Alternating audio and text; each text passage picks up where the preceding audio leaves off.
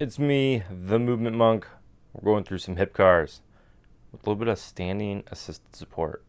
So when you're doing this, I want you to think about keeping your left hip or the hip opposite that's not working attached firmly to a pole or any, sturdy object.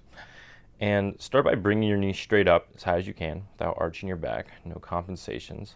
Bringing it out to the side, internally rotate, and then slowly bringing it behind you, maintaining that internal rotation. To reverse, you simply push your leg straight back by squeezing your butt a little bit, and then you're going to turn your heel to the inside of your body. It's called external rotation, and then bring it in front of you to where you started, to that high knee position. So if you see me doing this, I'm working on that external rotation, the back part of the car, and I'm really focusing on just moving the hip socket. My brain is in my hip, not in my knee, not in my foot, and I'm trying to control the hip socket only.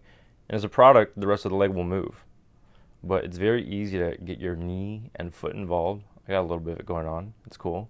I'm still working on it. And again, move with high precision, move slow and controlled, own this movement, and hope this helps. See you guys next time.